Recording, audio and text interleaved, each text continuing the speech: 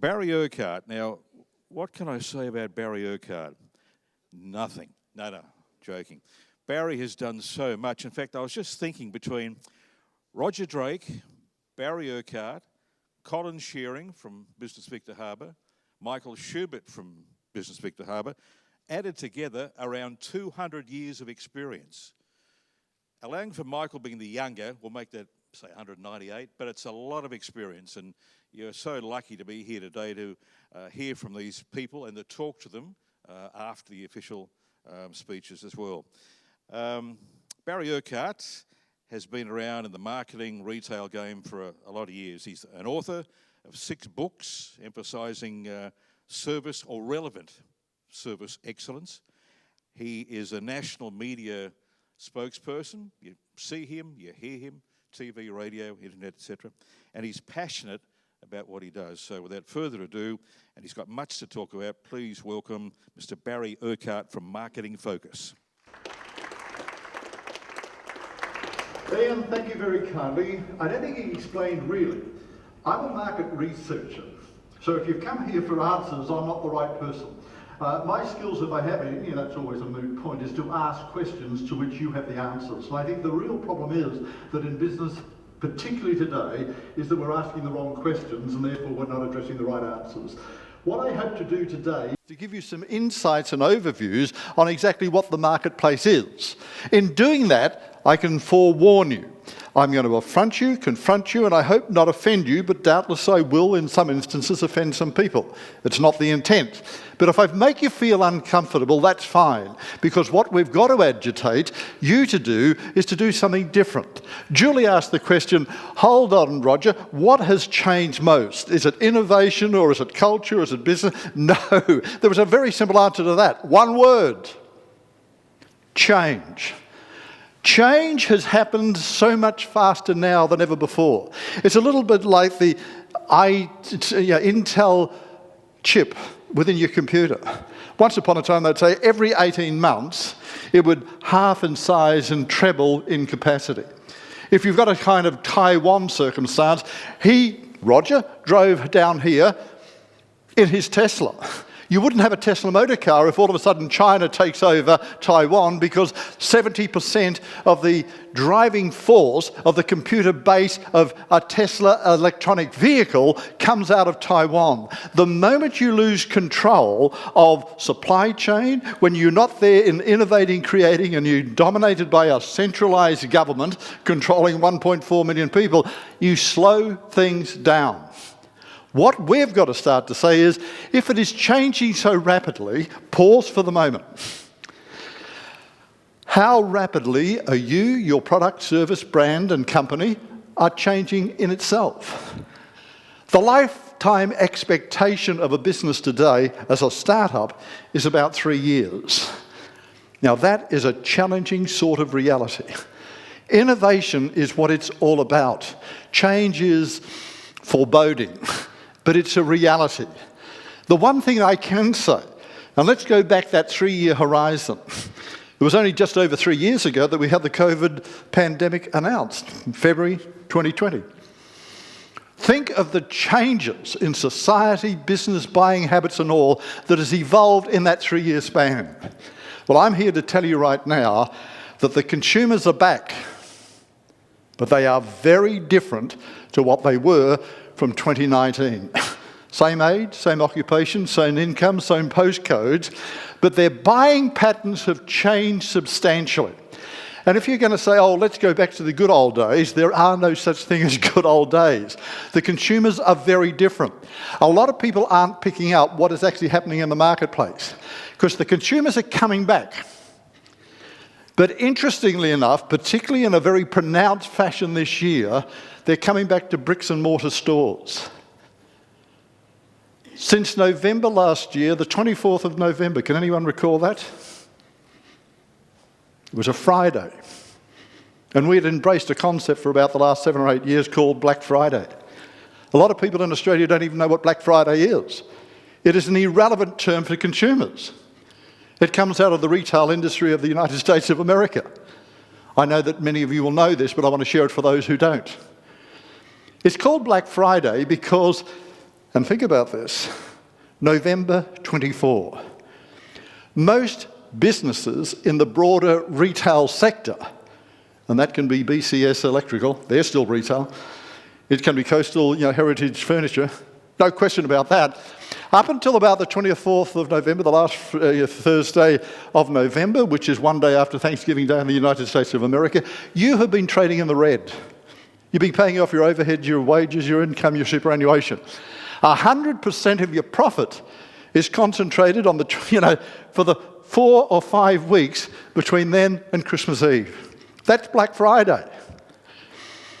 We've embraced the concept. Today, Black Friday, on the business calendar in Australia, is the most active trading day of the entire year. And yet, last year, things changed. For the first time since we as Australia have embraced it, retail sales went down year to year. All of a sudden, people weren't going online. Cyber Monday, the following Monday, where most sales are online, that was even more pronounced on a retreat. And a very favourite hobby horse of mine is we've got to be able to shatter myths, not accept what is being said in the media. At large, many retail association executives said of Christmas last year that they were anticipating a 6.4 plus growth in sales. In reality, 6.4 growth turned out to be a 4.8 contraction. In typical fashion, the Retail Association executives didn't come back and say, oh, we got it wrong again, as we have got it wrong for the last 7 years. Sorry. Might be Kevin Rudd can say sorry. It doesn't seem to be that a retail executive can. What we need to start to say, well, hold on, Christmas, it's an interesting phenomenon. The latest census figures in Australia says that more than 50% of Australians declare that they have no religious conviction. Therefore, Christmas has all of a sudden become marginalised. And think about this with our population. We've got 850,000 first Indigenous people. Well, there's 1 million subcontinental Indians. There's 1.2 million people in Australia's population of 26 million who are part of the Chinese diaspora. They're not Catholic. They're not Christian. Christmas is becoming a secondary issue. Capitalise on it, utilise it, but start to recognise that there is a change. Boxing Day was exactly the same. Australia Day went backwards. St. Valentine's Day. St. Valentine's Day traditionally has been the biggest day of the trading year of Philippines. Now, that's not bad for a Roman Catholic nation. Last year, all your beaux and, lovers, they were getting less flowers and chocolates for St. Valentine's Day than what they had for the last 4 and 5 years, because circumstances had changed. Easter, that was an interesting phenomenon because we were just starting to get used to the cost of living and rising inflation. We did a television program for Channel 7, actually, and it was all about retail prices. And when I was talking about, well, hold on, there's going to be an inordinate growth in the price of Easter eggs, what I wasn't aware, they had gone out and done a survey and they were starting to show graphics of Lindt chocolates as 0.1, Belgian imported chocolates as 0.2. The price rises were 30, 40, 50, and in some instances 60% up. And I said, what's going to happen with that? I said, well, sales will still contract because the consumers are smart. Retailers, business people have started to educate the consumers that there is no such thing as a discount. Recommended retail prices are redundant. What they will do is they'll hold back buying their Easter eggs until the Tuesday, the Wednesday, or the Thursday before Easter Friday. And of course, that's exactly what the consumers did. They held off buying their Easter eggs because the 60% increases were then matched and exceeded by the discount of 50, 60, 70 and 80% because the retailers didn't want the Easter eggs to be on their shelves on the Monday, Tuesday after Easter Friday and Easter Sunday. Consumers today are informed, discerning and demanding. We've got to be very, very careful right now of starting to say it's not just a matter of us going out and enticing and thinking that value and competition is based on price.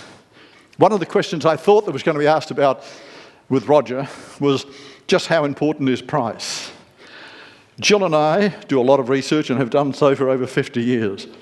Now that actually was an interesting perspective. He said, remember Roger, he said, in 1973 I started up and that That's 50 years ago. Jill and I have been married 51 years. We kind of wallow in mediocrity after Roger because he's produced 2 huge networks of stores in Queensland and South Australia. We've produced 2 children. Underperformance personified.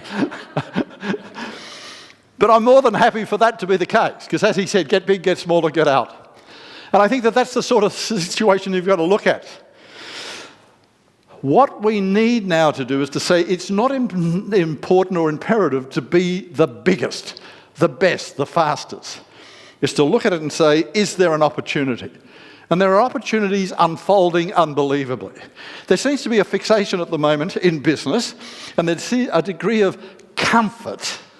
Oh, well, we're not doing that great, but we're not doing too bad, and I'm comfortable with how we're going. That is inexcusable. You can't allow that to happen. What you've got to say is, what is possible within our resources and what is our culture? A lot of people would say, culture eats strategy for breakfast. Mr. Drucker, Peter Drucker has a lot to answer for. He actually never said that. He never wrote that. It's almost a mythology. And what I'm talking to you today about is shattering a lot of mythologies. Culture. I was thinking about culture and what Roger was talking about, and I think, reflecting back on last Saturday night, I was watching television along with a lot of people here in this room, I suspect, and I was watching the Bledisloe Cup. And I thought, there is a classic example of culture beating strategy. Australia has brought in a new coach, developed a new strategy, but the culture of the All Blacks. There's a lot of males in New Zealand aspire for one thing. They want on their tombstone just a few simple words. He was an All Black. And you can only have that on your tombstone if you've been an All Black. Their culture drives them every time. The Wallabies don't have that culture. They might have the strategy. Roger was talking about persistence. Well, you had a classic example of that about 2:30 this morning. Were you like me watching the cricket and seeing the Australian cricket team being beaten? Now that we weren't beaten, we were out-led. We were out-captained. We didn't have a captain developing anything. And we got beaten handsomely by the Poms. What it is, it's all about what is relevant. How are we pertinent? Where are the advantages? Roger used the word famous. What are we, could we, or should we be famous for? I think about the Riverland. Bang, I know where the Riverland is. I know where Barossa Valley is. I know where McLaren Valley is. When Jill and I were talking about the fact that we were coming to Harbour Valley, oh yeah, I've heard about Victor Harbour. But where is it? Have you visited it? No. We've got to define what our brand is, what we stand for, how we differentiate. One of the seminars and conferences, addresses that we do consistently, and if you ever heard me speak, I say it repeatedly. It is better to be different than it is to be better. Very few people find it possible to say, oh, well, that's better. You don't walk behind people in supermarkets or in shopping centres or precincts and they say, oh, gee, that's better. But they do say repeatedly, gee, that's different. So what you need to do is to say, of all the things that are there that have been commoditised, how are we different? And then you focus on that and you become famous for it. Because at the moment there seems to be this fixation on discretionary purchases. I hear repeatedly, and I say, do you understand what discretionary purchases are? There's staple items, there's discretionary items. Well, interestingly enough, the fastest growing component of our economy in a broad brush sweeping generalised statement, so I'm not being specific and you can pick up contradictions of what I'm about to say, but if you have a look at the economy and speak to Phil Hoffman Travel and Cruises, who are here today, they will tell you very quickly, Demand and transport sales for tourism overseas with airlines, notwithstanding the fact that prices are up. It's all about international travel. First home buyers, cost of living, mortgage stress, interest rates up, fear of repossession. First home buyers are still buying first homes. Affordability? No, they're prepared to take a risk. Colin Sheeran, having me come here today along with Jill, took a risk to think, well, hold on, here's someone outside coming in to tell these people a few ideas and concepts. Well, we're going to share it with you. We're not going to tell you how to run your business, that's for sure. Let's just take discretionary. We did some research with some home builders, real estate people, financiers, and land developers. And we said, what is it that's driving these first home buyers into the market? I don't know. So we sat them down and we worked a workshop with them over half a day of trying to get an insight on what it was. And it seemed to be that their driving force was one word: desperate. Absolutely. You don't sell on a negative. But they were desperate. They were desperate to stop paying rent. They were desperate to avoid the circumstance that every quarter their landlord was going to come in and do an inspection. They were desperate to have control, to exercise choice. They were prepared to be risk takers. And if you could kind of recognise what this was saying, is that once upon a time when the post-war baby boomers, and if Roger was getting married in the 1970s, we got married in the 18th of August 1972, 74% of Australians owned or aspire to own their own home. Home ownership is down to about 56% at the moment. We can't afford it. We don't think about it. But if you convert home ownership not as the destination, but to the means of independence and choice, you really understand the market. My message, put simply, how well do you know your customers? What is their driving force? How do you get them onto the shopping list? Because one of the things that I would say, unquestionably, is when you are talking about discretionary purchases, they don't even get onto the shopping list. They don't even start thinking about buying. I can't afford it, the interest rates are too high. Oh no, thank you. They don't respond. And people are saying all the time to me, but hold on, our advertising is not working like it used to. Exactly. Because you're not talking the language that kind of resonates with and influences people. And people are looking for, above all else, with Roger, the doctrine of no surprises. Declare what you're about. One of the other questions that was raised to Roger, let's put that into context. Well, how did you differentiate and how did you handle the arrival of Aldi? Aldi arrived in Australia in the year 2000. Today, it enjoys a market share nationally of just short of 15%. In short, one sale, $1 in every 15, or every 7, is actually spent at Aldi. Now, Aldi is an interesting phenomenon. They're not the biggest. Roger gave you some sort of insights.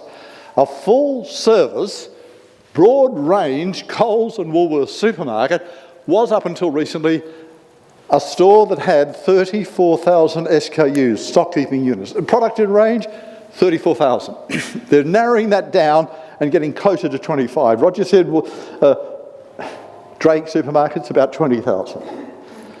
Aldi, up until 2.5 years ago, had a product range of 1,350. Put that into perspective. Go to your post shop from Australia Post. The average post shop has 1,450,000 products. They've got more products as a range in a post shop than what Aldi has. In fact, if you go to a post shop today, there are 9 products that are related to postal and philately sales. They're anything but a post shop. And so it's interesting that if you know your customers so very well, you don't need to have the biggest range. Mitre 10, when Bunnings came in, Mitre 10 kind of suffered here in Victor Harbour. And I remember I was asked to do a seminar once, and I did, and I shared with them honestly what the problem was, and I've never been invited back. Because their advertising campaign was, we're Australia's largest hardware men, we've got the biggest range. At that stage, they were having 14 catalogues a year. At a seminar and at a conference, I said, when was the last time anyone walked into a Mitre 10 store with a catalogue and says, I want one of your entire range? See, it sounds good in the boardroom. It's irrelevant to a customer who are thinking about what they're going to buy today. All consumers are now consumers, regardless of age, occupation and income. What do I need right now, at this time? Here we are, the 1st of August. Birthday for horses. As we break at about 12:30 today. I hope you're all going to be rushing to your mobile phones and saying, well, what has the Reserve Bank done with the official interest rates? Because at around 12:30, they're going to be declaring what the interest rate is. See, interestingly enough, the interest rate's not going to determine demand for first-home buyers or homes generally, because consumers are, to a large extent, financially illiterate. They can understand cost of living, they can understand the hip pocket nerve, they can understand affordability, or can I buy that? They can understand the fact that we as Australians are the 2nd most indebted society in the world after Switzerland. We just have huge personal debts. Corporate Australia, your business, we're very good, we're liquid, we'll survive. With the exception is when you're highly geared. Home builders. There have been 1,867 building company contractors and main participants, suppliers and the like, who have been put into liquidation in Australia during the course of this year. Now what does that mean, South Australia? Around about 170. That means something in the order of about 40 are going broke and being put into official liquidation every week. Now that's the ones who are going into official liquidation. What about the others who are just closing down, walking away, selling out? It's a lot more complex than that. So what you need to do is to say, okay, all those sort of things are reality, nothing to fear. I hope I'm not getting you stressed. No. No, are you sure about that? Good. Just in case, here's a stress ball. As I keep talking and you feel stress, just keep pumping a little. And if you don't like it very well, there's Barry Urquhart there. You can start, doing the pointing, poking the Barry Urquhart bit there. So I don't want to stress you or anyone, but I want it coming across to you that that's the reality. But my goodness, have we got opportunities? The one thing that you need to recognise is that in marketing, it's all about communication. It's all about branding. It's all about trust. When people recognise you, when they understand what you are, how you differentiate, it simplifies and expedites the buying process. It makes it easy. And when you say, well, consumers aren't loyal anymore, that's a function of buying online. Because when you're buying online, it's all tactical. I need it now. I'll go online. 68% of people when buying products today, whether it's transport, whether it's NBN, whether it's website design, stationery, go online, scan what's available. But 72% of them start buying and halfway through that process walk away and don't conclude the sale. Some people say, oh, well, it's all wonderful, you're on radio and FM and that sort of thing, but, that's analogue radio. It might be FM, it might be digital, but it's not online. Well, the average time spent in front of an online advertisement, is anyone else writing these down? I'm hoping you walk away with some of these notes. A lot of you aren't, which is a bit of a concern. Suggesting that I'm going to be speaking for an hour and a half and there's not one bloody thing that I'm going to say is worth remembering. But that's another story. Are you feeling guilty at the moment? Just keep pumping that bloody stress ball. Okay. Now, the average time spent with a social media exposure is 2.6 seconds. Ian, you're the wordsmith, you're the media person. How many words can you get out in 2.6 seconds? I'll put him out of misery. It's going to be something like 7 to 9, or if you're like me, speak relatively, you might get 10 words in 2.6 seconds. What can you say about your product, service, people, offer, advantage, benefit and reward in 2.6 seconds? I'm not saying for one moment that you don't go on social media, but I think social media opens the door of opportunity. To close the deal, what is lacking most of all is personal customer service. You've got to be able to speak to people. The spoken word. Here we are in a theatre. It's amazing. What's lacking in Australian retail business in particular? Just write this down. Retail theatre. When people are coming back to bricks and mortar stores, what they're saying is they're desperate. For 3 years, particularly in Melbourne, they've been locked away. They haven't been able to go shopping. They just want to get out. They want to interact with the premises, with the frontline staff members. They want to touch and feel and smell and buy that merchandise. See, that's retail theatre. What you need to do is to say an empty theatre is nothing without people. If you're running a restaurant, a cafe, if you're running, the baristas there, you always put the customers on the window. So you don't have window displays anymore. Your customers are your window display. It's a very strong influence of when people and what people will buy. If you've got the Adelaide Crows, if you've got Port Power coming in, and they're going to be in the grand final this year on the last Saturday of September, and you arrive in Melbourne, you're going out to dinner, you're going along Little Bourke Street, you go to a Chinese restaurant, and you're walking on the street. How do you choose which Chinese restaurant you're going to eat at? You don't look at the menu, you don't look at the price, you look at which one's busiest and which ones have most Chinese faces, because how often do you hear well, that must be good because look at all the ethnics. See, it's retail theatre, it's emotion. 70% of the reasons why people buy is based on emotion. Price has traditionally been the fourth most important thing for consumers. Increasingly with online purchases, it's migrated up to about the third most important thing. The single most important thing is, I would have said once upon a time, convenience. But that's geographic. And I've heard this said to me, along with Jill, at many conferences. Well, we're protected in South Australia because we're so isolated. Not any longer. Because local, and Roger was emphasising that, is no longer a geographic consideration. Convenience is as close as a click away. It's online with your mobile phone. And so what we need to do now say is, it's accessibility. It's the range of products. Is this goes with this goes, because that's an extension of convenience. Now, price is there as about the third most important thing.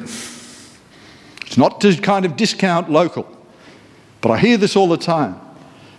Nick Xenothon did it brilliantly with the Riverland. Oh, it's all about South Australia, it's all about the no pokies, and it's all about us being different. You can say that, Nick. 78% of Australians will always say they like to buy local. At point of purchase, what they do is they then put the covenant in that statement. I always give preference to a local business when all other things are equal. If the price variation is too great, then it exceeds probably 12%, I'd like to buy your product, but it's too expensive. So they'll buy something else and they'll have no guilt. So we need, therefore, to put it into balance. Local has to be competitive, it has to be relevant, it has to be pertinent, it has to be about Maggie beer, but Maggie beer is about difference. It's about local and content, but it's about taste. It's about consistency and continuity across the board. And those things really start to register with the consumers at large. So, Let's go on. Let's start planning for your business. And I always worry about planning. We just had to document very early yesterday morning before leaving Perth a strategic plan for a marketing and sales consultancy group in real estate. These people don't plan. It's very much opportunistic. It's, well, we see ahead and we kick it. How often do you hear that? Or, and this must be frustrating for anyone in media, and I suspect I'm going to be a verbal Ian, look, you need to advertise and develop a brand recognition on Happy FM. Ian, that's a great idea. And if we have a good trading week this week, we'll have enough money to spend next week. No, that's not planning. That's not strategic thinking. We need to kind of, at the moment, revise, survive, and thrive. I see more opportunities here in this marketplace and economy than I've seen in a long, long period of time. But I also see a lot of winners and losers. And the winners will be the people who innovate, create, challenge, and change. And that's the big message that we've got to do it. To do it, it's the strategic audit. Where do we fit in the marketplace? People say to me, Barry, would you come and speak to us and give us a sales motivational talk? I'm not a football coach. I'm not an AFL player. And you know, you've got former AFL players from South Australia who used to be TV personalities who are readily available and probably cheaper than me. It's not about sales anymore. It's about kind of saying, what have you got to offer? To be a specialist. To say, this is how we do differentiate. We've got to develop a recognition that there is a different landscape, that we're not isolated, that we can reach out and we can be global. We wrote a couple of books on entrepreneurs. Someone said, oh, have you written a book? Well, we've written 4, the 2 largest selling books in Australasia on customer service. This book, The Jindalee Factor, is on entrepreneurs. I had the great pleasure a couple of years ago to go down to Antarctica on an expedition ship, and I spoke to 112 people on board a ship. I would like to say that I've spoken on all 7 continents of the world, but you don't get a chance to speak on the Antarctic. But it was in the Antarctic Circle, so I'm taking a little bit of license. And I was reminded, Ian Henske, and there's a Henske family member here today. Ian Henske from ABC Radio interviewed me while I was in that circle of the Antarctic. And we were talking about entrepreneurism. There was a female entrepreneur in fashion out of Western Australia. And she said, what annoys me most of all when people say, oh, so you're the West Australian fashion designer. She said, no, I'm the international fashion designer who chooses to live and operate from Perth.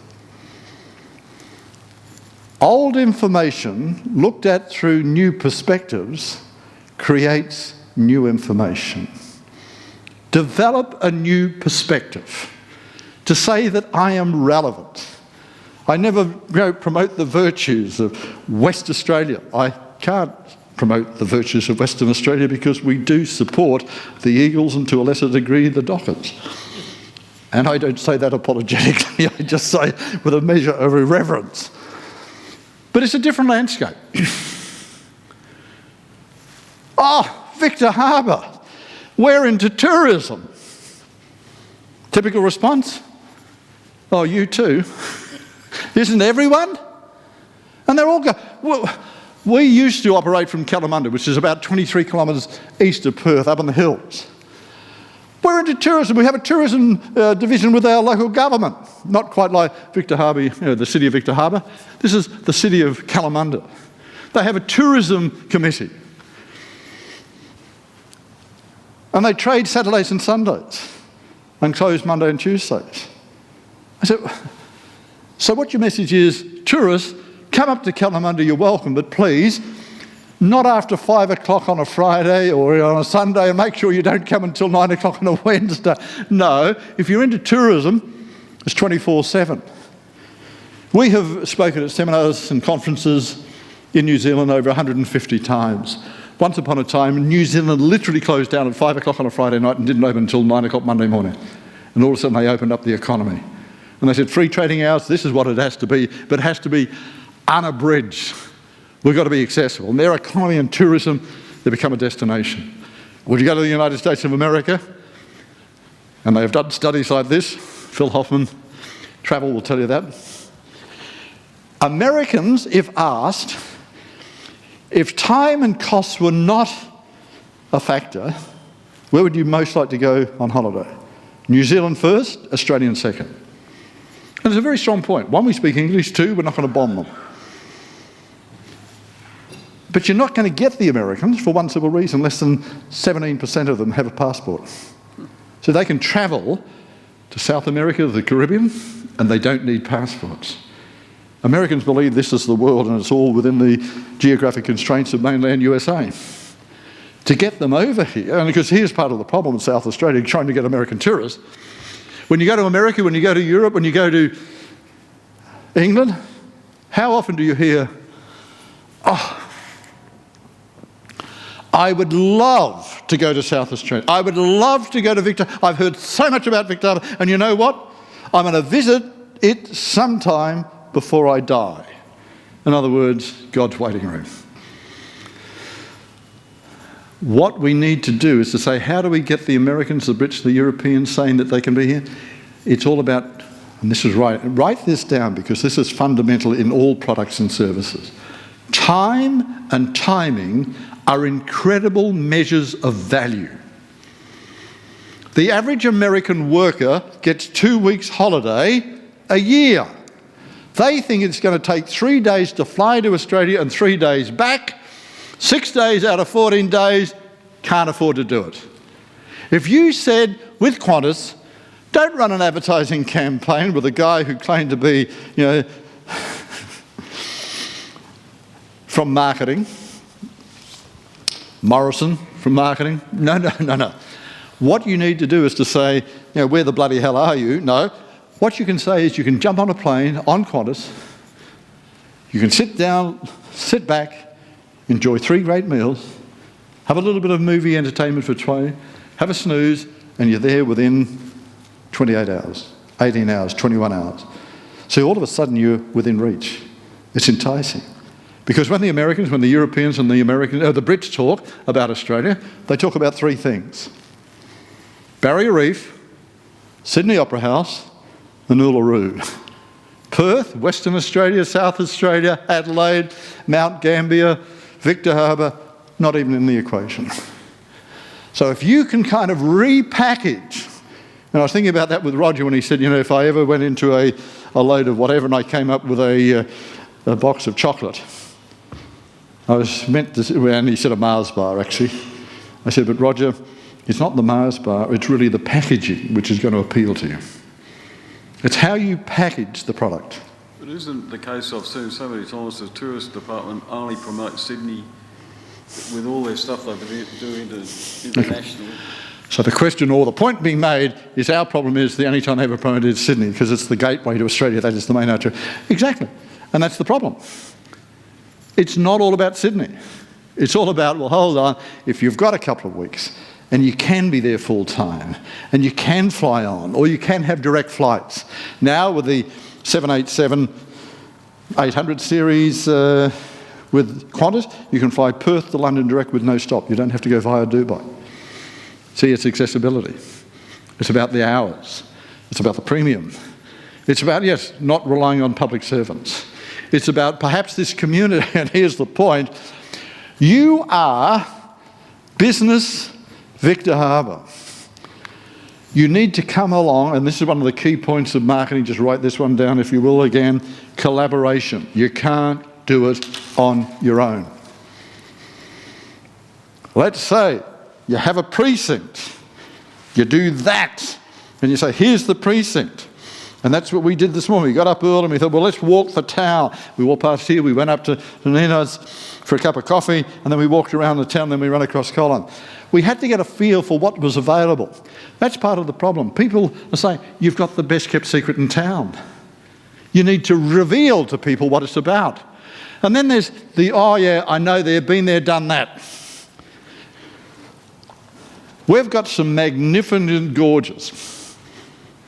I would, as a parochial West Australian, say better than the Flinders Ranges. You might take me to task on that, and I'm not going to do it. And we have been to the Flinders Ranges, so we have been aware of what South Australia has to offer. But if you could just imagine right now, not the cold, the wet, the bleak, the miserable weather we're having at the moment, you're up there in the Kimberley region. A lot of people never even aware of why it was called the Kimberley region. People looked at it and they said, well, look at the geographical structure of northwestern Western Australia. It looks remarkably familiar with somewhere else in the world. It happened to be the Kimberley region of South Africa. And then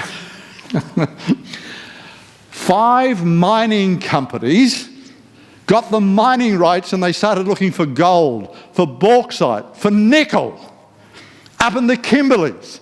And they were looking, and they couldn't bloody find any of this gold and nickel.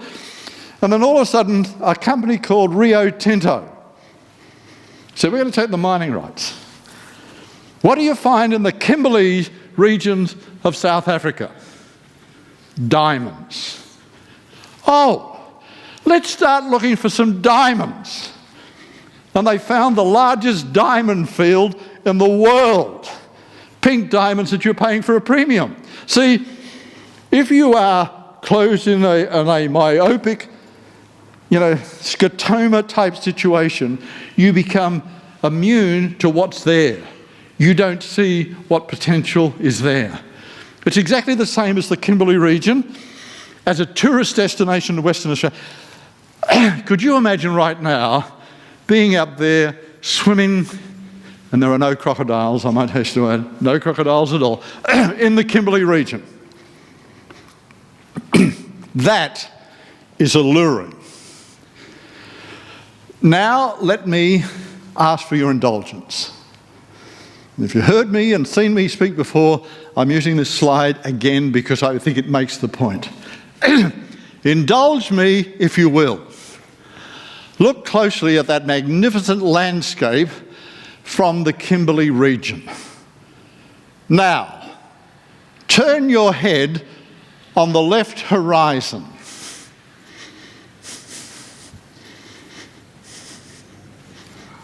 What do you see? Well, there is a female face. There's the chin, there's the mouth, there's the nose, there's the eyes. There's a little child who's in a praying situation. See, it was there all the time. But you weren't looking at it. You weren't seeing it.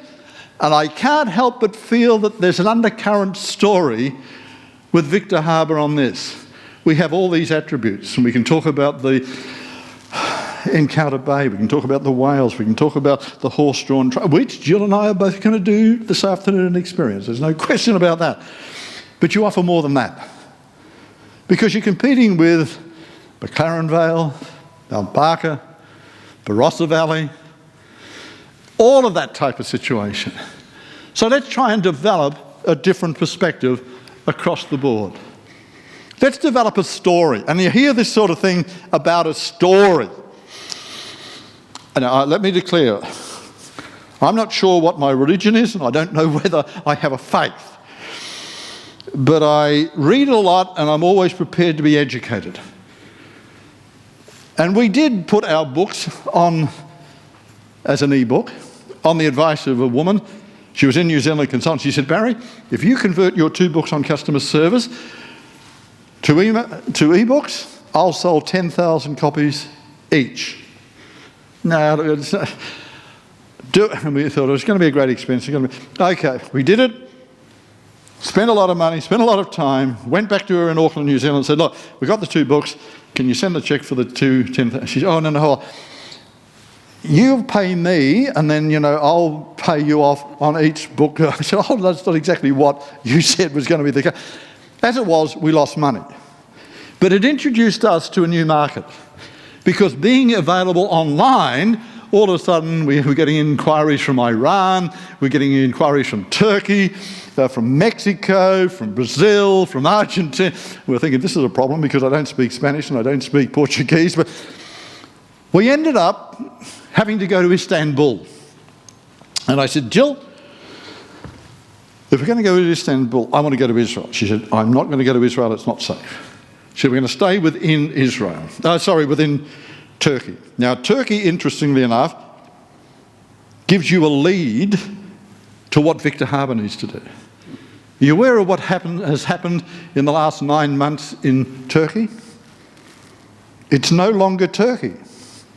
It's Turkiya. Because they don't want to be referred to as that bloody bird. It's Turkey with an R-E at the end of it. Turkiya. And we have a big mat over our table. And the national thing, and it's all there. The magic eye, which is very much Turkish, and then 2, Turkiya. So we went to Istanbul, we did the conference, got a car, got a driver, went to Anzac Cove. Every Australian should go there. Start to appreciate what it's all about. To walk along and see those headstones, you know, there's a 23-year-old captain, a 19-year lieutenant, a 17-year-old private. And you think, my God, am I worthy of them having made that ultimate sacrifice? We went on to Troy. And we were there and driving up to Troy, and there was this big bloody horse, and we said to the guy, what's the story? He said, well, you know, it's all a myth. There's no such thing as Helen of Troy and the horse. I said, well, why is that? He said, it's called tourism. You create a theme and you become a magnet. And then we went on along the coast and came to a place called... Has anyone been to Turkey? Do you know where I'm talking about? It was an old city. It had the forums. It had a stadium bigger than the Melbourne cricket ground. And we were there, and the guy who was the tourist guide said, Barry, Jill, we're down here, we're 7 kilometres from the coastline, which was interesting because 2,000 years ago when Jesus was walking on the planet, they were a coastline city. So as far as water going up, this was water contracting. They were 7 kilometres in from the coastline. He said, would you mind if I drove you about 5 kilometres out of town? I'd like to show you something. We said, well, you're the guide, we're the tourists. And we went to this 2-room brick house with a solid rock floor. It is the most amazing experience. We walked in and you were enveloped into a sense of serenity, harmony, peacefulness. And it's very hard to articulate.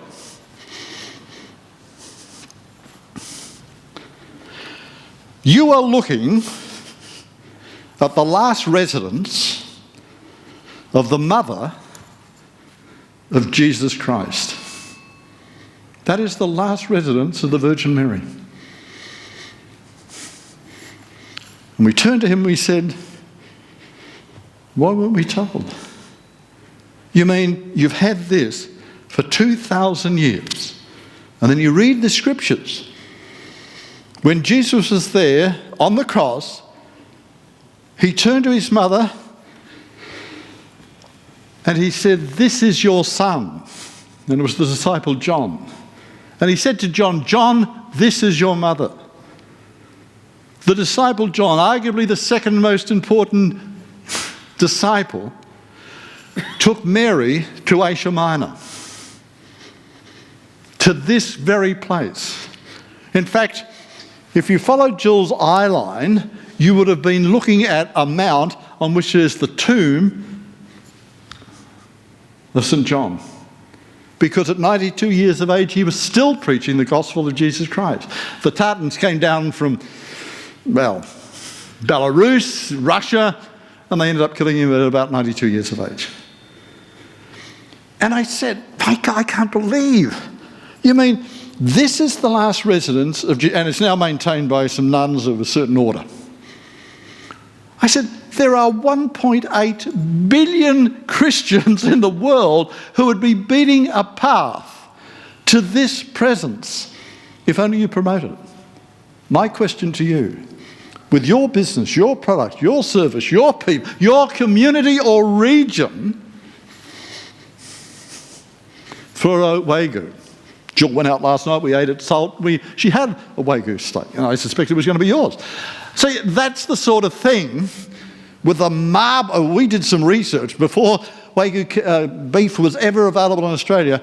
We had some stuff brought in from Japan, and then we actually did the research, the tasting research, among Australians throughout Australia on what the Australians thought of that sort of beef. And of course, the better the marble, the better the impurity. It's a little bit like chicken with skin. It's where the taste is where you shouldn't be eating. The marble within that just is unbelievable. It's indescribable. But you have to sell it as a virtue. You have to be famous for it. So my point would be, if you're going to go away, don't just say, oh, well, okay, didn't give us anything, but I suppose he raised a couple of questions. Use business Victa Harbour. Colin, we need to have a little workshop. What can we, should we, what must we be doing to brand Victa Harbour and have a point of difference, to integrate and develop a collegiate attitude and atmosphere within this sort of thing, to get out there and get visibility, because that's what we need to elevate ourselves to become a preferred destination.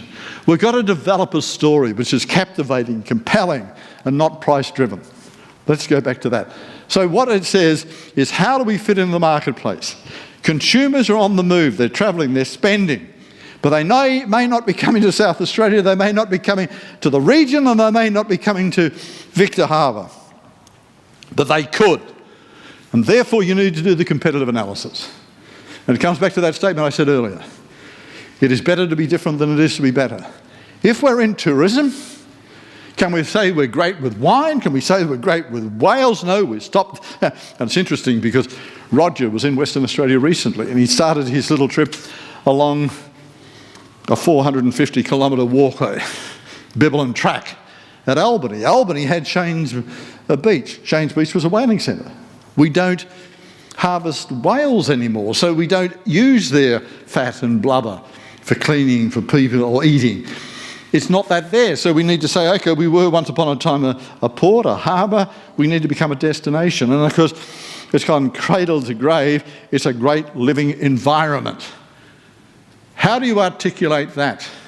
When people visualise, articulate Victa Harbour, is it the family, is it the generations that are there, that have become one and part of the whole sort of thing? See, what I'm simply saying to you is I can't tell you, with the title of your presentation today, 2023 and beyond, I don't know what's beyond.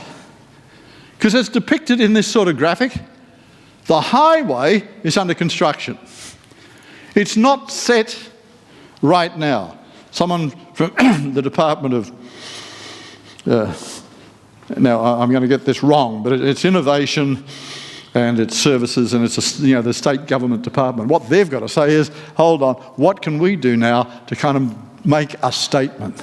See, the product service application range, as Roger was saying earlier, we haven't got 34,000 products on our shelves, but we've got 20,000, which is a lot more than the less than 2,000 now, because they are progressively migrating up, Aldi, but we're a lot better in product range with brands. We're the fourth, fifth or sixth generation.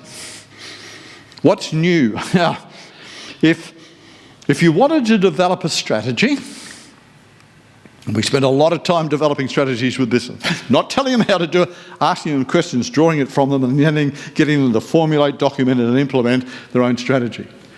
There are three fundamental pillars that all businesses need to do to register, to project out to the electorate at the moment. And it could be with beef. Just write down these three key words, because these are the pillars of your strategy. Yes. It's quite amazing, and NBN would be the classic example of that. They had some sort of experience of problems of delay, expense. All of a sudden they say, you mean NBN is available and it's in the community? Yes. And I'm not talking about, hold on, I'm now an advocate or an ambassador for Optus, but saying yes placates a lot of fear and apprehensions. There's a lot of fear and apprehension. I'd like to do it, but they won't do it. Oh, it's too expensive. I can't afford it. The interest rates are there. How am I going to pay for it? The banks won't lend me any money. Well, hold on. Bendigo Bank is in your community. They're very active. They're communicative. Let's go and have a talk to them. Let's throw it on the agenda and say, what can you do for us? And the one thing about Bendigo Bank is that they are receptive. They are local. And they've got local shareholders and local staff members to be able to lend you a sympathetic, understanding ear with some sort of input. Now, I hate it when people say, well, we'll get it for you as soon as possible. Well, what does that mean? Does that mean this week, next month, next quarter, next year, next generation? People want it now. Amazon, Jeff Bezos. And think about that. In 1997, not that long ago, it was a small business operating out of the west coast of the United States of America, selling books only. Then they migrated into records and then CDs. Now they are the largest trading group in the world, even outstripping, as far as volume goes, Walmart supermarkets. But Amazon, Jeff Bezos said, it's one thing to know your customers, it's another thing to have customers, it's another thing to develop new customers. But to do it, you have to have a customer obsession. And it came back to that point about time and timing. His fixation is getting delivery immediately. Once upon a time it was 72 hours, then it was 48 hours, then it was 24 hours. Now in America, particularly in Seattle, Washington State, where we were just recently doing some presentations, and the Americans had us go to Seattle, the home of Microsoft, Boeing, Nordstrom's. And they said, how do you thrive in an environment with Amazon? Very simple, have the passion of getting it delivered first. Because you can very quickly get delivery within 3 hours. See, it's the obsession. It's going to be costly, it's going to be expensive. People say to me, Barry, how easy is it to be a consultant to tell people what they could be doing? I said, well, we would never tell them what they must do or what they will do.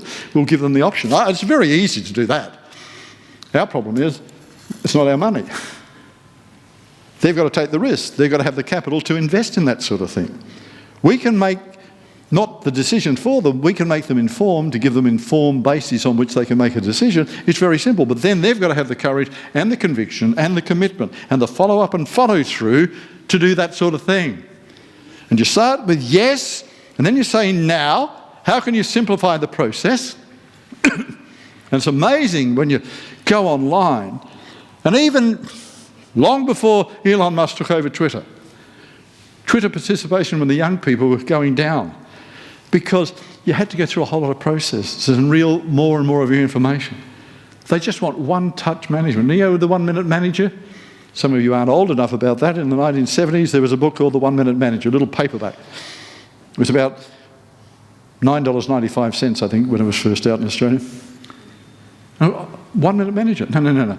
They should have called it one-touch management. Just write that down. That's very important. One-touch management. I want it so that my customers can have one touch and it's all over, it's finished. But when you're going to have to go through this step, then that step, and then if, and but, and maybe, and you're sure about this, it all becomes too hard. And so you're not losing business to your competition, you're losing business to your own processes. The third pillar of a really successful marketing strategy today, yes, now, and new. That's currency. Oh, let's try that. Let's innovate with that. It's the new that stimulates interest. It's emotional based, it's value driven, it's not cost comparative.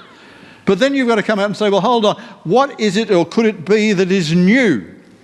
And it could well be that it's delivery systems. It could well be that it's product range. It could be complement. It could well be that if you're in the maintenance of motor vehicles, well, we're doing some work with a guy who was a panel beater, and he said, Barry, there's no value in having a panel beater or a smash repair or a crash repair, as you'd say it in the eastern states of Australia, smash repair in WA. Well, we can't get on the shopping list. Well, what he's now done is when you book your car in to have your panel beaten, he puts it onto a computer and you are, through your mobile phone, able to monitor the progress, because the one thing you want most of all is to get your car back on the road. And with him, he books it in, gives you an estimate, and says it'll be 7 days or 5 days. And every morning, every afternoon, you can go in and just check how the progress is going. And sometimes it's above or before the schedule. You've got an opportunity to phone them, contact them. And so what does that do? Just write this down. This is a great phrase. Peace of mind purchasing. I don't know the answers. It always makes me laugh with menswear, clothing. In department stores on the ground floor are cosmetics, fashion accessories and perfumes. Menswear is on the 4th floor. What they don't seem to recognise is that around about 63% of menswear is sold to women. Now, that's not to suggest that they're going out being dressed butch. It's just that males have not got a great propensity to buy clothing.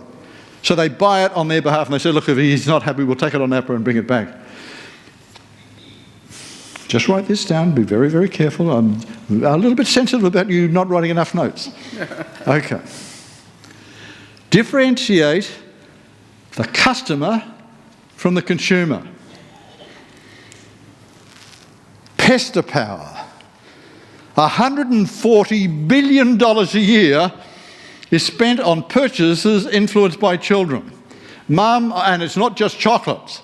Mum, I would not be seen alive in a bloody grey Volvo sedan. Teenage kids to their parents. They choose what car you're going to drive, what colour it's going to be, whether it's going to be an EV, and that type of situation. And so pester power is important. It's the same sort of thing. So what you need to do is to say, there's the customer, might be the female, and she's buying for the consumer, but don't confuse the consumer with the customer, because one controls the purse string, the other controls whether they wear it and how often they wear it. And so in many instances, your effectiveness and efficiency becomes more important. And interestingly enough, we did an interview last Friday, and we're saying, well, what's happening with consumers? Like, the bricks and mortar stores, how important is that? There was a study done late last year in Melbourne and Sydney, and I've got to confess it is Sydney and Melbourne.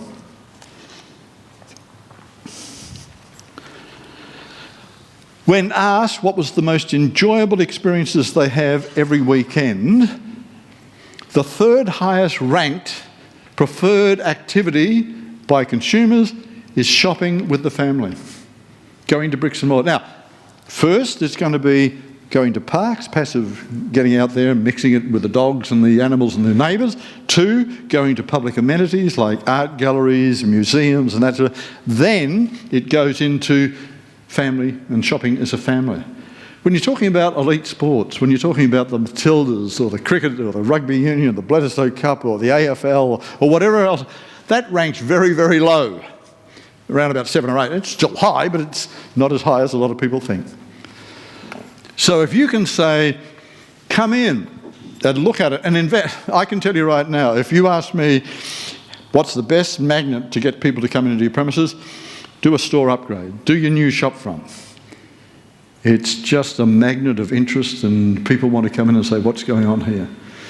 It's an investment into your future. Stealth.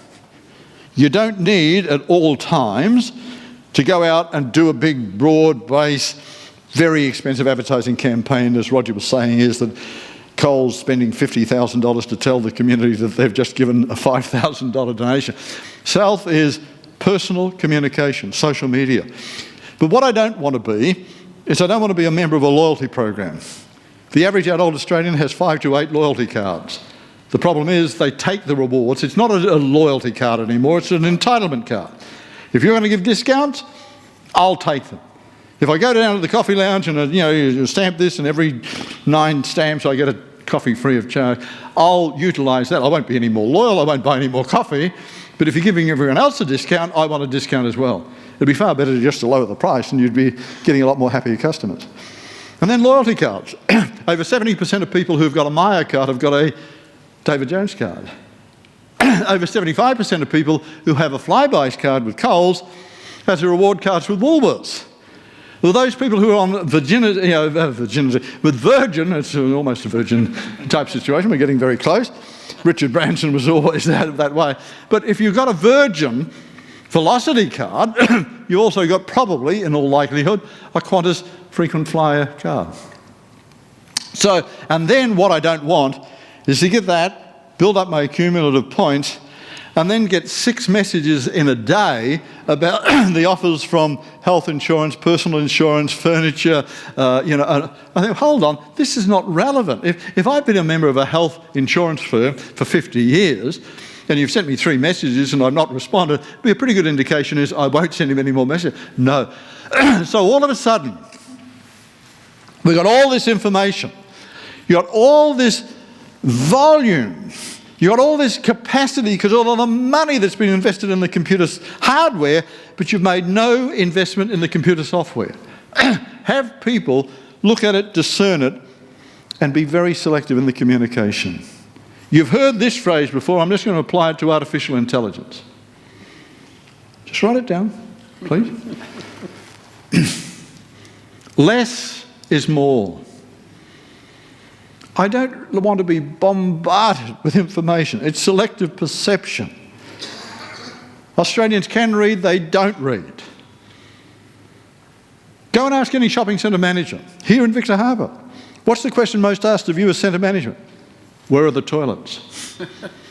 The sign above you says, we can read, we don't read. So what we've got to be very careful about is being very selective in our communication. Less is more. Be very focused. Be online real time. 3.5 years ago, you could not make any purchase online with Bunnings. Bunnings have all of a sudden said, oh, okay, we've got to go online. Now over 15% of their sales, going towards 20%, is now online. It's growing rapidly, but online sales, as I said to you, all of this year has been contracting. It's been going backwards. And Bunnings has changed dramatically. Dramatically. One, when you go to Bunnings, you can use your Flybuys card. You thought it was only available at Coles. No, you can do it with Bunnings now. Now, Bunnings also, their latest product range, is anyone familiar with what they're just introducing to their product range? Pets. Absolutely. And why would they be doing that? Because there's a shitload of pets in the world. Well, I'll tell you why. One, they're no longer pets. We did a conference just recently for the Pet Industry Association. I said, you've got to change your name. They're family. Yes. You don't call them Rex or Rover. You call them Tendaji and we've got 2 black Labradors, Jackson and Tendaji. Now Tendaji, that comes from our daughter having a passion for the African nation. It's a Swahili name. It makes things happen. And the spiritual name is brings the family together, and they overdose.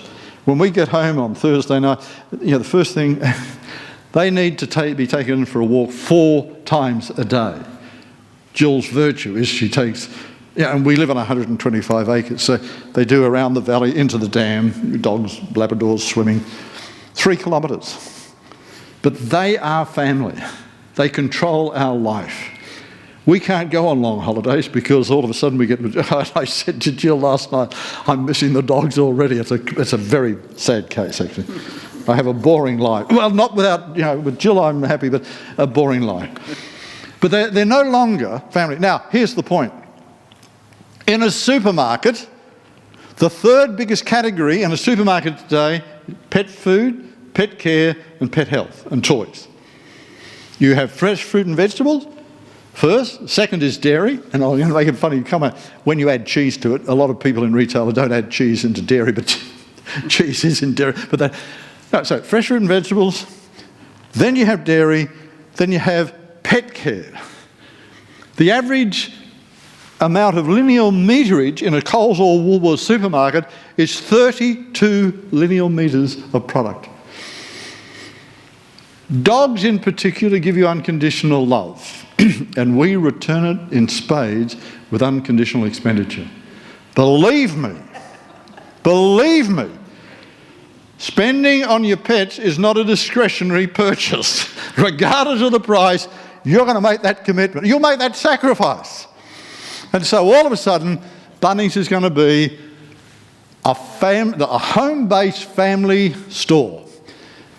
That just raises the question, where do they go next? Look at your product or your service, because no one in this room is immune to that sort of intrusion. I love this word. I just love it.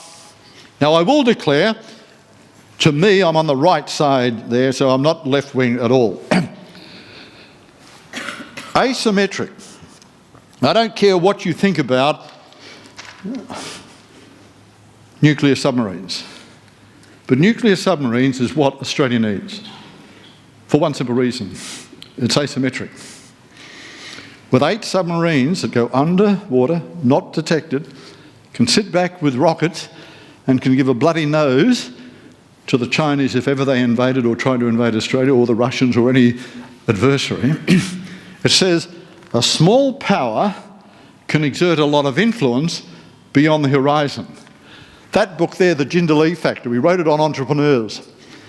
It was built on the principle of the Jindalee Factor over the horizon radar system. The true entrepreneur is you look over the radar, you monitor what's going on, and then you manage it. And so that's the sort of thing that we need, asymmetric. I'd be saying to people, there must be some products, it must be service, it must be style, it must be design, it must be people, it must be finance packages, it must be simplicity or the expedition of making it rapidly available. Home delivery. Now, you've got to be very careful with home deliveries, because at the moment online purchasing and home deliveries are falling badly. Not because people don't want it, it's just that the discretionary purchase, when they're going to buy a pizza and the pizza's going to be $15 and it's going to be $7 to have it delivered, oh, you mean 35% of my product is going to be on home delivery? And they're cutting back on that sort of thing. So people aren't so much about discretionary purchases, they're starting to be value shoppers. Value shoppers were once upon a time all about convenience, range and that, but now they're kind of price sensitive. Does this represent value?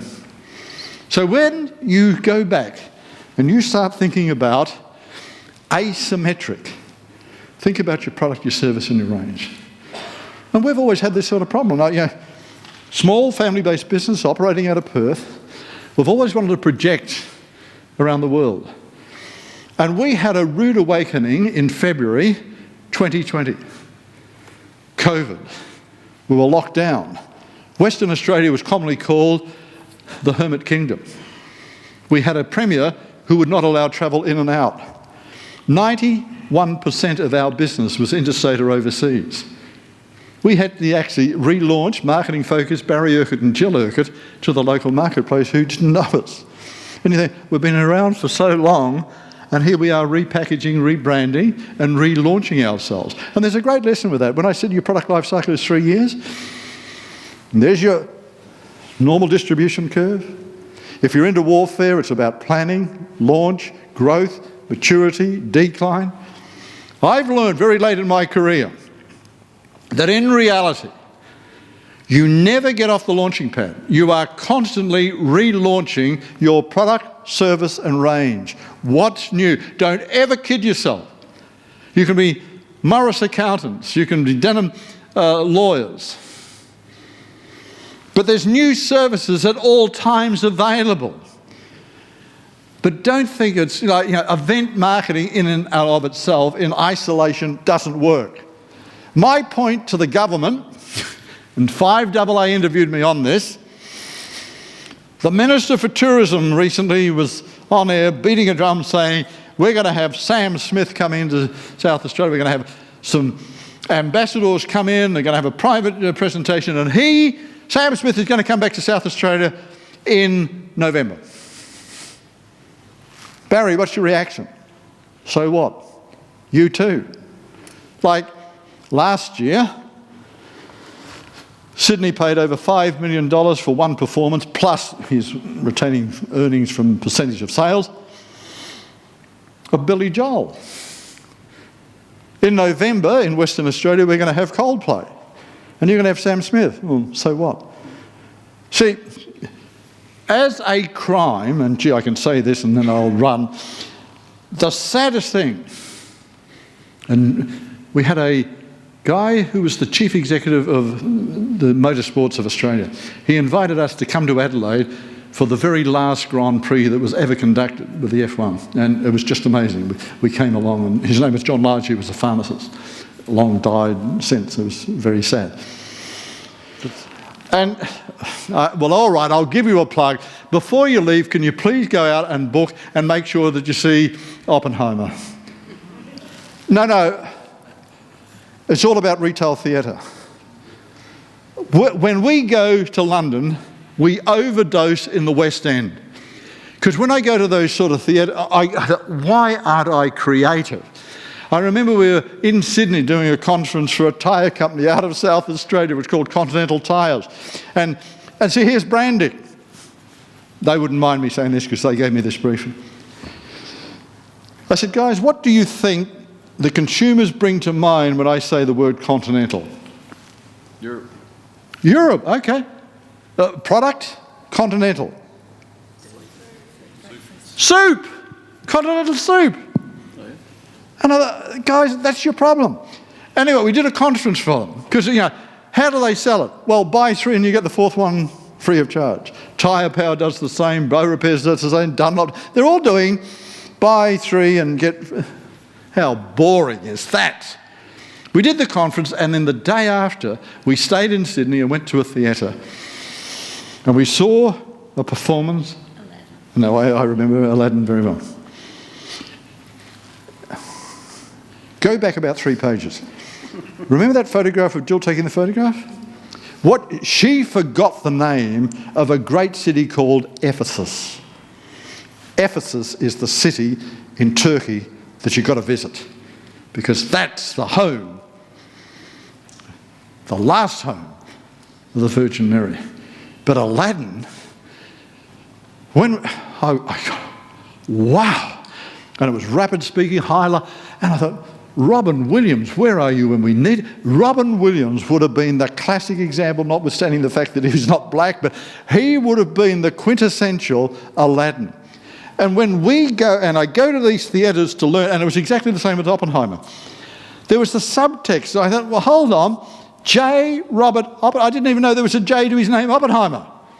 And there was a Jew who was doing something, and he created something that changed the world. Well, in your own context, you can change the world for your business, your product, your service, your people, and your community by investing 3 hours of watching that movie here at the seminar. It is absolutely a brilliant movie. And 3 hours. And I said, Jill, I will go back and look at it again because there were so many subcontexts that I just didn't pick up all the nuances, which I am sure that you haven't picked up all the nuances that I've been giving you today. But I hope, if I haven't given any answers, I've raised a lot of questions. And if we've raised the questions, that's important. Now, if you haven't written any notes down, don't feel guilty. Jill's been very, very obliging. We've brought across from Perth 3 pocket prompters, double-sided, and there's around about 17 little points that reinforce and expand upon what I have been talking about today. The intent is that you put it in your shirt pocket and your blouse pocket, and you refer to it constantly over the next couple of days, or when you're having a meeting with Colin and the committee, and say, hold on, let's start talking about that. It might be just sort of the little prompts that would be of interest and relevance to you and your business. So they will be there, and look, they all look the same. Don't worry, there are 3 different documents. So when you go there, just take one from each of the 3, get a set of 3, the pocket prompters will reinforce it, and you will see that the performance of Happy FM will improve so substantially as a consequence of Ian, who a lot of people think can't read, but he can look at pictures, so, we fall down there, but that's another story. Pick up your pocket prompters. If you're interested in the books, they're $35 each, and this paperback is $30. So the set of 4 books is $135. I'm not saying that we're going to have all the answers, but I do know that it expands and invests into the future of your focus. We think if you want to really be serious about that, make sure that you contemplate that type of situation. As you've already discovered, you mean, my God, he's been speaking for an hour and a half and he hasn't come up with one answer. No, that's right. I hope I've raised a couple of questions. Thank you for your tolerance, thank you for your understanding. But let me just emphasise this. I want to raise 4 quick questions. Can I do that in 3 minutes, and I'll be 3 minutes overdue? Here are 4 questions you've got to ask yourself. These are the big questions. And then you can do something about this. Question number 1. What are you going to continue to do as you've done in the past and you've established yourself right now? That should be about 40% of your time, money, resources and energy. Determining what it is that is the imperatives of your business.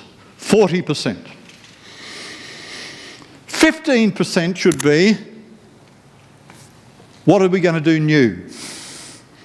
Because that's going to refresh your brand. And it could be graphics. It could be the communication through NBN. Could be advertising on radio, which you'd never thought would be successful, but it's going to establish your brand. That's about 15%. Another 15% would be, what are you going to do different? Well, we've always done it this way. Well, that's a good reason not to do it continuously. So 40%, hey, we've been successful and that's been the pillar of our success. We're going to do some things that are new, not totally. We're going to do things that are different. That's collectively 70%. The next point is the hardest, the most brutal question that I could put at your feet. What are you going to stop doing? Not what are you going to stop doing in a month, 2 months, 3 months or 4. As you walk out, you're going to say, I'm going to make the decision, we're going to stop doing that immediately. Jill made me go through that process about 5 years ago, and I said, we do a lot of things, because you could ask anyone. When you go to work, how much of your time is wasted doing all the things that don't produce anything? Oh, about 1 day a week. 15%? No. What we're saying is stretch it to 30%. Go out there and say, let's be brutal, let's be hard, and let's be emphatic. And can I tell you right now, if it's not the answer, it's the template for you to be able to go back and say, let's develop a strategy based on those. And if need be, liaise with Colin, liaise with Business Victor Harbour, or if you wish, get in contact with us from Perth. We're available on email, phone numbers, and I think all the details are in the books and that sort of thing, and also those pocket prompters.